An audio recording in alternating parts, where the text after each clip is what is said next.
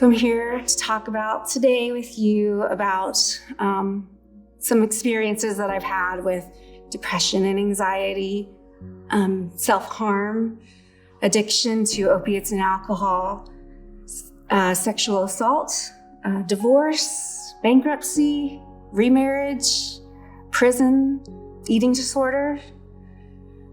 And, the point is that I'm still here today, and that I'm here to talk about it and to share with other people. What was rock bottom? Well, I'd say a series of events. My husband and I had separated because of our addiction. He had gone to prison because of his addiction. So he had an addiction as well? Yes. And what was his? His was pain pills as well. Pills. Yes, Okay. it was opiates. You shared some? Yes, Okay. For a long time we did that together. And so we had to separate because we lost our home.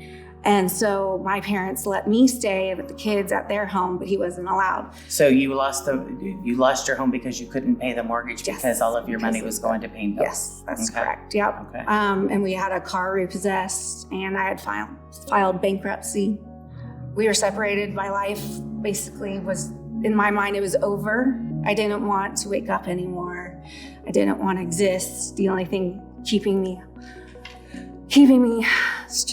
on this earth was my children. And how old were they at this time? My son was 3, and that means my daughter was about 8.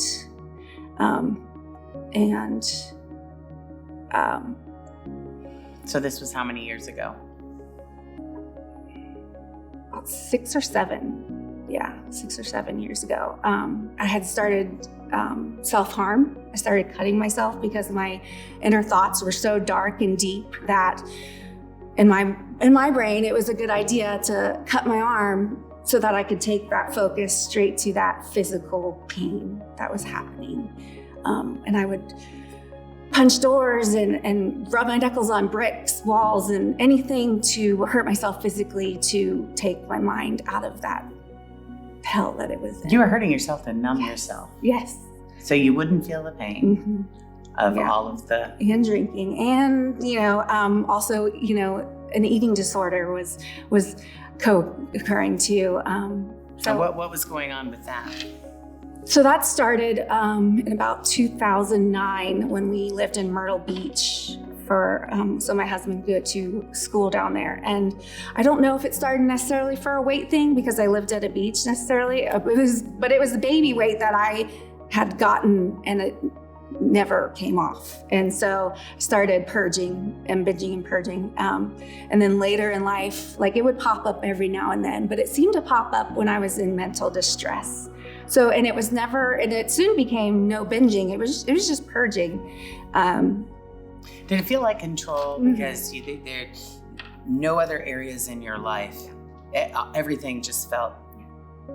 So what's one thing you can control? That's right. Myself, my body. Your body, what goes body. in and how it comes out. That's correct. Yes. Yeah. So even after rehab and, being sober, I still had problems with that because that was my one and only thing that I could still abuse. So this was after you had already gone to rehab for the alcohol. So it pops up through here and there throughout life. Yeah. Yeah. Yeah, and I had already gone through rehab, no more drugs and alcohol on and that was it. You were on the right path. Everything was going good. No drugs, no alcohol. But my mental illness doesn't go away. It's there. It pops up in different ways. That's right. And even if you're on medication and seeing a therapist, you're still going to struggle. You're still going to. And so, that was my way of hurting myself when I was still struggling. How are things for you now? Yeah, it's day to day. It really, truly is day to day. I've been sober for 5 years now, almost. So that's great that that's consistent. But I'd say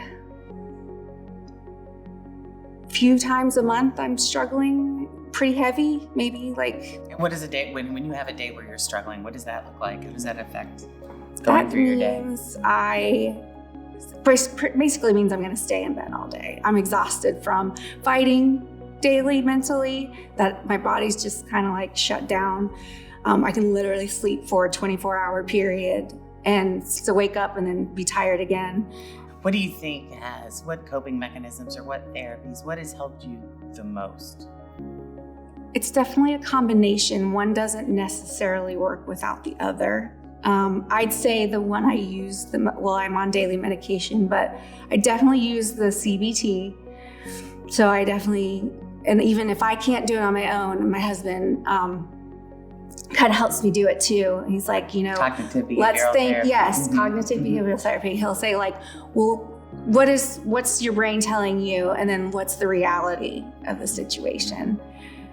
I just want people to know they're not alone. And if you have the strength to, be open about your struggles, that's even better, because then, it can start a ripple effect in life and with other people. It's such a relief when you get to tell your truth, when you get to live your truth. It's the best feeling in the whole world. Without shame. Without shame, because I am who I am today because of all of that. And I wouldn't change it for the world.